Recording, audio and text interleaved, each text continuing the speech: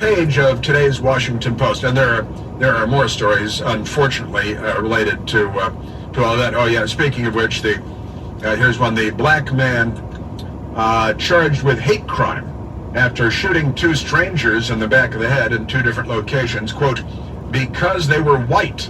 Because they were white. Now, if you change the racial composition of this is a big story.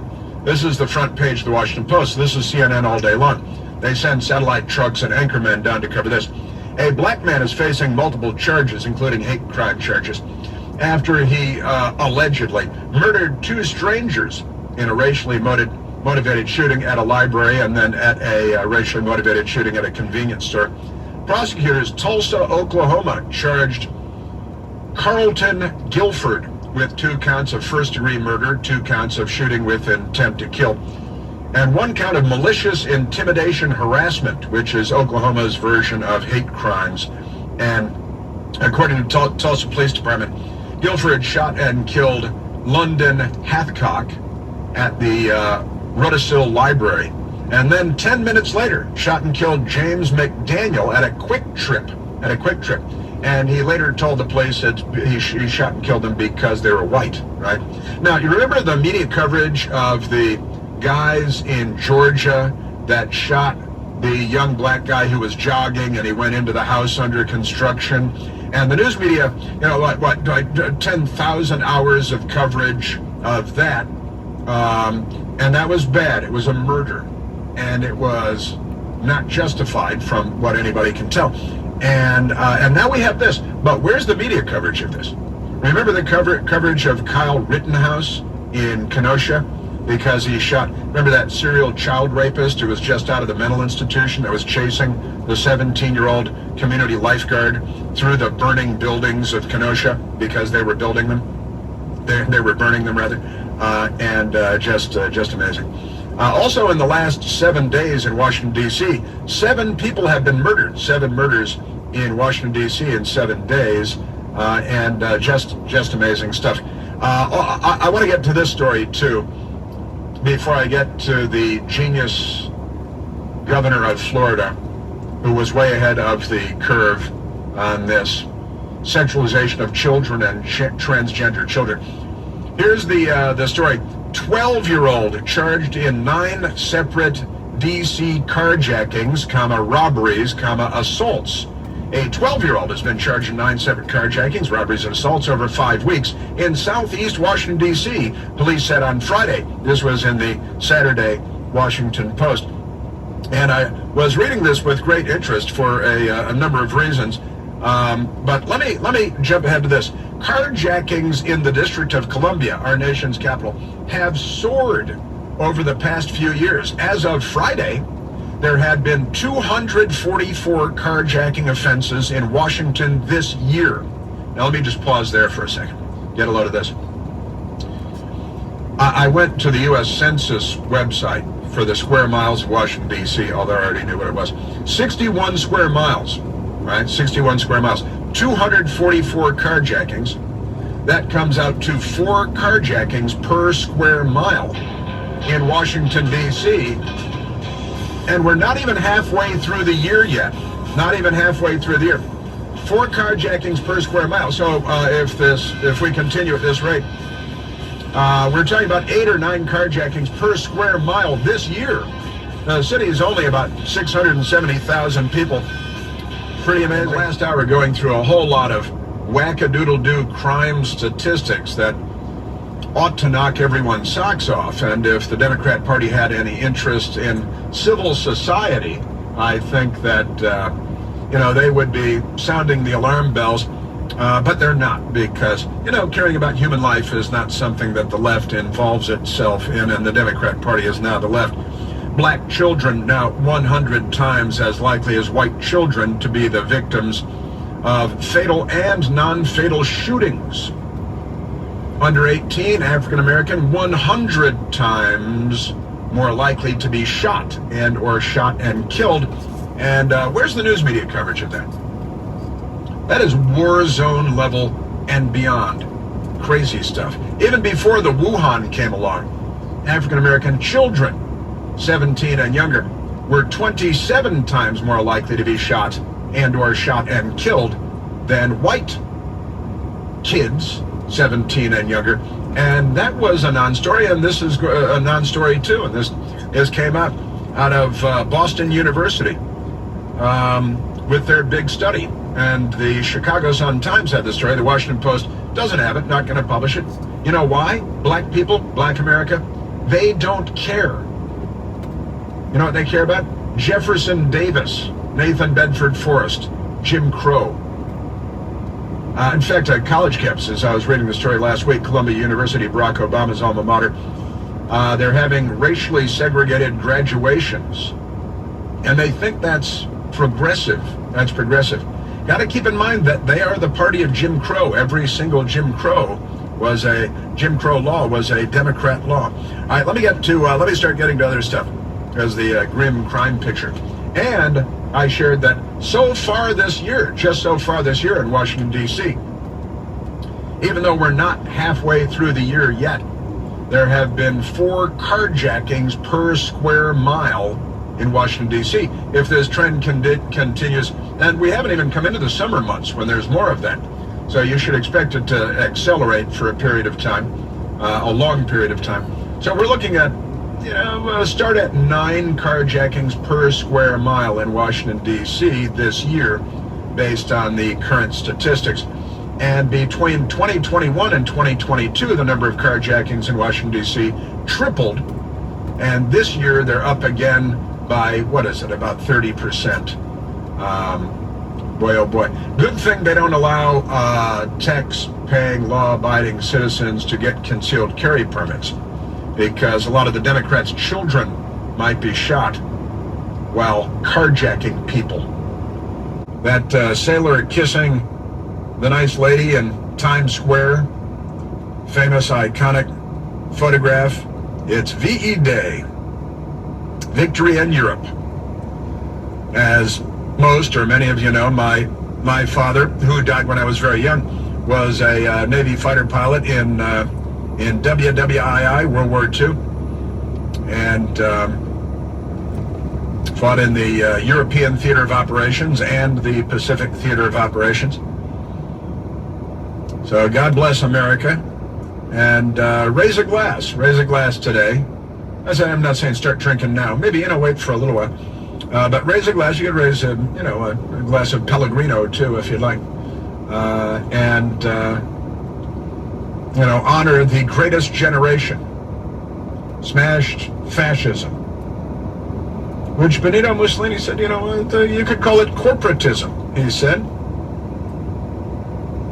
The melding, the marriage of state and corporate power, like the Democrat Party and their relationship with the information oligarchs in the United States of America. At Twitter and Facebook, they were so angry when Twitter was taken away from them, weren't they? Yes, they were. Why? Why do you think that is? And remember what Vladimir Lenin said, the goal of socialism is communism. That's what Vlad the Impaler said. He knew a thing or two about it. The Union of Soviet Socialist Republics, that was socialism. Adolf Hitler, the National Socialist German Workers' Party, they're in Germany. They're Socialist Workers' Party. Make no mistake. Yes, sir. And Benito Mussolini knew a thing or two about it too. So God bless America and the greatest generation, and members of the United States military that have fought and sacrificed, been wounded and died and suffered with the memories of combating communism in Vietnam, in Korea, around the world. America standing up, Ronald Reagan standing up to the Soviet Union. America, the greatest country in the world. If not for us, the world, and this is actually true, if not for the United States of America, the entire planet would be one contiguous slave state, totalitarian state. That's no joke. That is a fact. Were it not for us, Britain would have eventually lost to the Socialist Workers' Party. And, man, oh man. Thank God for us. Literally. Yes, sir. All right, let's get to Joe Biden. Is he old enough to be a World War II veteran? Not quite, I think, but perhaps close. You're a Democrat Party. That's right, Benito Mussolini said fascism is the merger of state and corporate power. I looked it up at the Chicago Public Library for the Benito Mussolini quote. Fascism is the merger of state and corporate power, and what we have now is tantamount to fascism. And the fascists Benito Mussolini was the leader of the socialist movement in Italy, and then late in his career jumped on the fascist bandwagon. Saw Hitler and his Socialist Workers' Party doing well in Nazi Germany. The Nazis were the Socialist Workers' Party. Make no mistake. It's not what they teach at Harvard, because it's true. Now let's get back to the dim-witted president of the United States. Make some note of VE Day today, and thank the United States of America.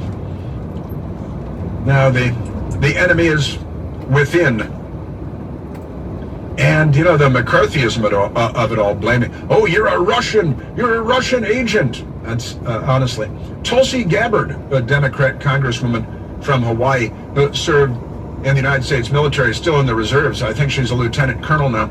Served in Iraq, and Hillary Clinton said that she was a Russian operative, a Russian agent. Completely insane, man. And they call and Trump, he's a Russian. Anybody that, oh, you're Russian, Tucker Carlson is a Russian agent, a Russian operative. That is just communism. It is McCarthyism.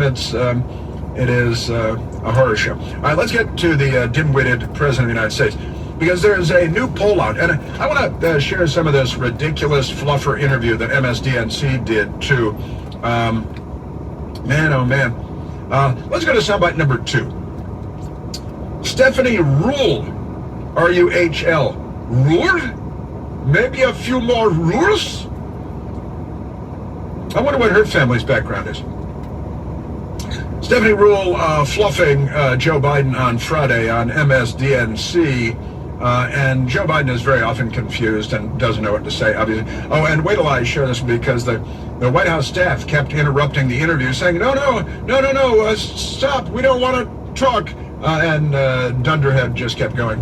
What's the difference between the two of you? Everything. Trump and him. Everything. Everything.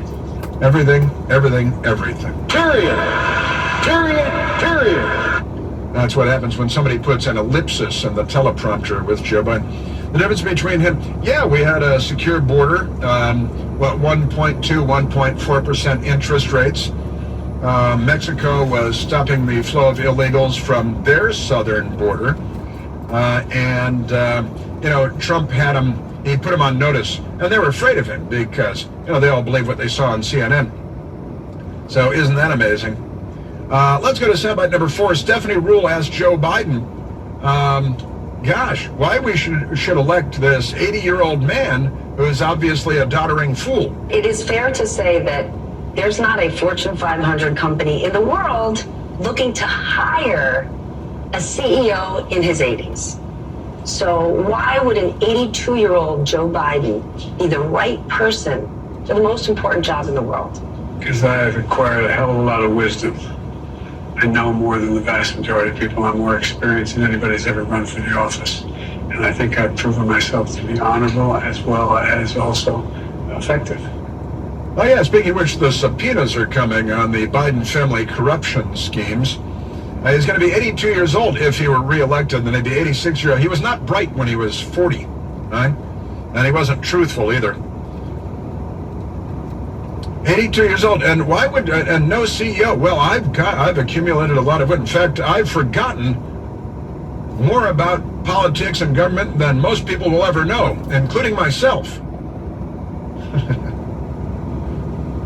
Now there is this poll that another poll that the Washington Post is burying and hiding. But you may remember Joe Biden from 1988. This came up during the 2020 campaign. He was running for president in 1988 and in 1868. It was 1988, and he was at a campaign stop, and someone, either a reporter or just a voter, asked Joe Biden, and he lied and he lied and he lied about everything, and starting with the first one, that he's got a higher IQ than anybody. I think I probably have a much higher IQ than you do, I suspect. I went to law school on a full academic scholarship, the only one in my class. That's a lie. Full academic scholarship. The first year in law school, I decided I didn't want to be in law school and ended up in the bottom 2/3 of my class, and then decided I wanted to stay, went back to law school, and in fact ended up in the top half of my class. That's a lie. In international moot court competition, I was the outstanding student in the political science department at the end of my year. I graduated with 3 degrees. That's a lie. That's a lie. School, 165 credits, only needed 123 credits, and I'd be delighted to sit down and compare my IQ to yours if you'd like, Frank. My IQ to yours. He's low IQ theater. He's low IQ Joe. He did not graduate with 3 degrees. He did not attend law school on a full scholarship. He did not graduate in the top half of his class. He did not graduate with an excessive number of credits. Only an idiot would do that. Hey, I only need 128 to graduate. I got 164. I could have graduated last year, but I was too stupid. The guy is a complete meatloaf, and he has been for a very, very long time. And I'm going to get to Hunter Biden, because there's a lot of news on Hunter Biden. And even George Stephanopoulos of the Clinton administration, White House, now, of course, an ABC News anchor, even he, yesterday on Sunday, had to take issue and sound the alarms for the Democrats that Joe Biden may not be their guy to run for the presidency. Of course, the problem is their backup quarterback is Kamala. And, wow, talk about a rock and a hard place. Yeah, Congressman Comer is concerned that the Democrats are ginning up a slap on the wrists scenario out of the corrupt Justice Department. And he's got something to say about that, because he's got bank records, and he's planning on blowing the lid off the thing on Wednesday, he says. Obviously, the president's son's committed many crimes. I mean, you're looking at potential money laundering. Jonathan Turley comes on Fox all the time and talks about he was essentially a foreign agent for countries like China. He's an unregistered foreign agent. Those are serious crimes. You've got the possible racketeering. I mean, the list goes on and on and on. And again, Maria, it's not just the president's son. And we don't believe these countries were paying the Biden family for nothing. We believe they were getting a return on their investment, and the return on the investment would have been policy decisions for then Vice President Joe Biden and current President Joe Biden. There was another member of Congress on the television saying that they've tracked about $30 million coming to the Biden family from foreign interests. For what exactly? They have no talents, obviously. In California, the Democrats are now promising $1.2 million in reparations for each and every African American. Congresswoman Barbara Lee is a radical left-winger from California. Reparations are not only morally justifiable, but they have the potential to address long-standing racial disparities and inequality. Sure, the possibility. And then at the hearing, the Reverend Tony Pierce has a big idea. He says $1.2 million per African-American person is not nearly enough. The equivocal number from the 1860s for 40 acres today is $200 million for each and every African-American. 40 acres, adjusted for inflation, is $200 million. Provided those 40 acres are in Manhattan or in Beverly Hills. Then you got the $200 million equation there, adjusted for inflation. By the way, it was the Republicans that had proposed 40 acres and a mule for African Americans after the Republicans freed the slaves from the Democrats. And it was the Democrats that then put the kibosh on the whole 40 acres and a mule thing. Not that we report history accurately, because the Democrats have secured information dominance and they get to airbrush their own history out of American history. See you tonight on Newsmax. We are one nation under God, indivisible, together.